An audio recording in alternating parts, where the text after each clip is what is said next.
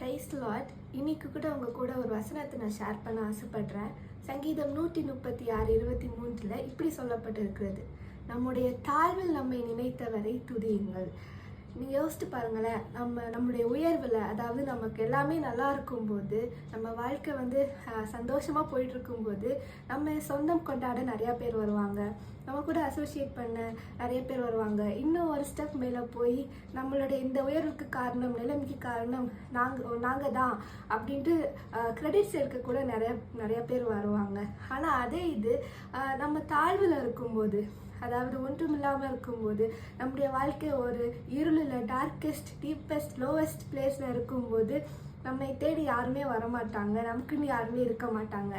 ஆனால் இந்த வசனம் அழகாக சொல்லுது, நம்முடைய தாழ்வில் நம்மை நினைத்தவர் அப்படின்ட்டு.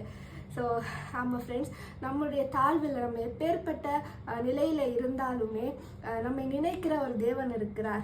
அவர் தான் இயேசு கிறிஸ்து. யோவான் 1:9 இப்படி சொல்லப்பட்டிருக்கிறது, உலகத்திலே எந்த மனுஷரையும் பிரகாசிப்பிக்கிற ஒளியே அந்த மெய்யான ஒளி அப்படின்ட்டு இயேசு கிறிஸ்துவை பற்றி சொல்லப்பட்டிருக்கிறது.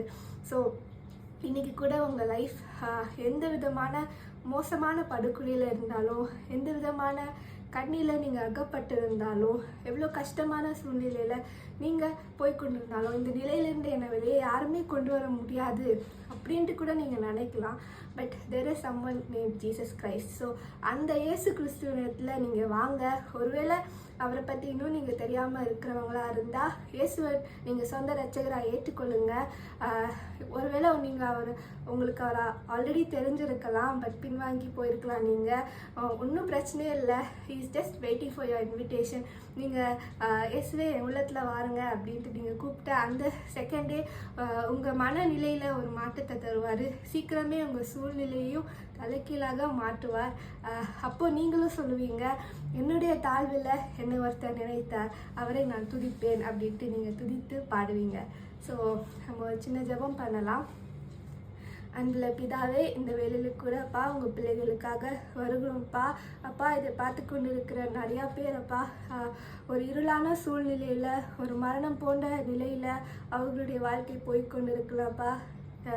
உங்கள் பிள்ளைகள் அப்பா தெரியாமல் ஒருவேளை சில கண்ணிகள் அகப்பட்டிருக்கலாம்ப்பா.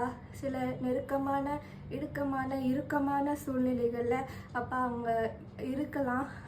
இதுலேருந்து என்னை யார் வெளியே கொண்டு வருவா அப்படின்ட்டு எதிர்பார்த்து கொண்டு இருக்கலாம்ப்பா.